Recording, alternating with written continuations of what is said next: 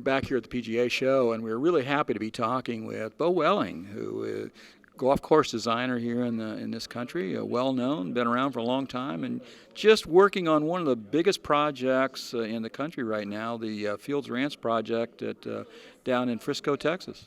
Absolutely, it's great to be back here at the PGA show. I think this is maybe my 27th show, so it's hard to believe. I used to be the young guy showing up here, and that's not the case anymore. But in any event, PGA Frisco Fields Ranch has been an epic project for us, and we're so incredibly excited to have been involved. And we're getting close to opening here in May, and just so super excited. It's going to be a very, very impactful facility for the city of Frisco, the state of Texas, and really for all of us here in the United States. Well, it's a large $500 million project, and it's not just a couple golf courses. There's hotels and meeting rooms and offices and all kinds of things going on there, and it had to go into your overall master plan. Yeah, so we were very fortunate in that we had the opportunity to design the West golf course there, Fields Ranch West. Gil Hance did Fields Ranch East. And so there's 36 holes of golf are certainly the largest space component, but we also helped master plan the entirety of the site. So that includes a 540-room Omni Resort Hotel, clubhouse, event space, golf-oriented retail, a lot of golf entertainment zones at the driving range and putting greens, as well as PGA's headquarters toward the back of the range, as well as the North Texas PGA Sections headquarters. So it's big. It's Texas, so everything's big. It's great. And you did it in a hurry. I was there a couple years ago, really right before COVID. Yep. And I drove out there just to see the site. And at the time, the curb was cut, and there was a start of a road, and then the gates. You couldn't go any farther. It was just a big empty lot, man. There was nothing there. And today, you got 36 holes, you got a short course, and all those buildings there. You did it in a hurry.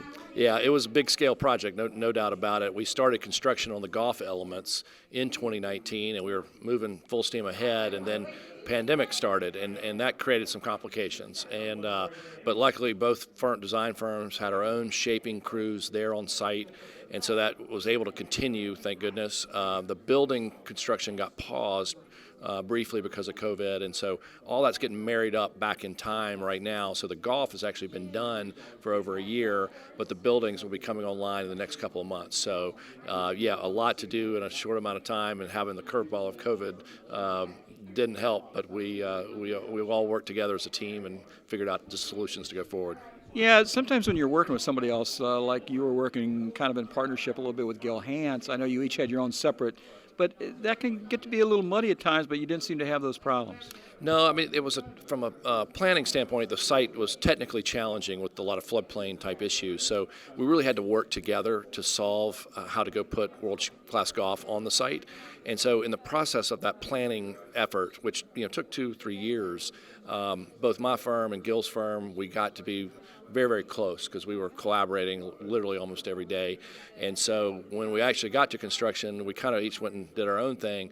But the short course was a little bit of a different thing in that we did collaborate on that, and that was a whole lot of fun.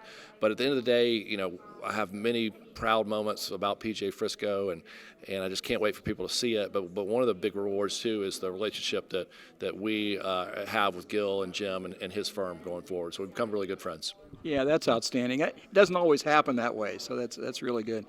One of the things that you brought up in the session was that the PGA had the site, and they had kind of an idea of maybe what they wanted, but you saw some other opportunities there, and you kind of started asking, well, what if we did this, or what if we did that? So that went into your master plan. It did. So the original construct behind PGA Frisco didn't really include a resort hotel, and it didn't really include their headquarters. And so I think from the beginning, we kept asking, like, what if there was a resort hotel here?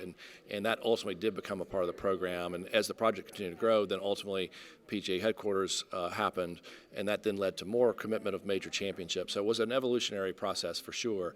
But what was really cool about everybody, because you had a lot of different stakeholders in it, but there was a lot of this what if question being asked, and I think you're going to see that in the end result of something that's truly spectacular, world class, and very innovative in many ways. Yeah, I can't wait to get down to see it. I know I've seen the pictures, and it looks outstanding. Just one more point. You mentioned that there's the East Course and the West Course. I think the East Course, the Hans Course, is going to be hosting a lot of major championships coming down the road over the next several years. And the West Course that you worked on is going to be more for the general public, maybe a little softer kind of thing than maybe the East Course is.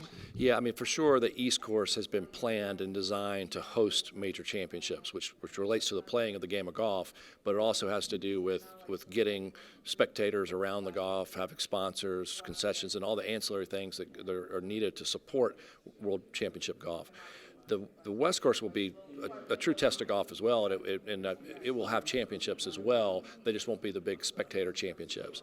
Having said that, our personal design philosophy is, we're big tent people. Like, we understand that there are more higher handicappers than there are lower handicappers, and we really want everyone that shows up to have a great time and great experience. So we've got very wide corridors, and we think we've created an experience that's very, very playable and enjoyable, really, regardless of your skill level.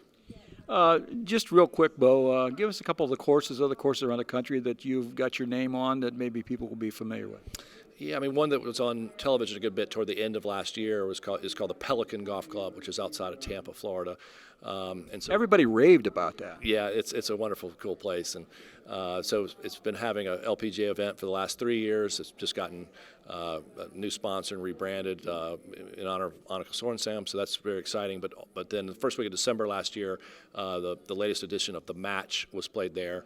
That was played 12 holes under the lights, right, at night, and so that was really, really cool and really, really neat. Yeah. Well, look for him, Beau Welling, B-E-A-U, Welling Design. Beau, thank you so much for coming to talk to us on Back Nine Report. Really appreciate it. Thank you so much. I appreciate it.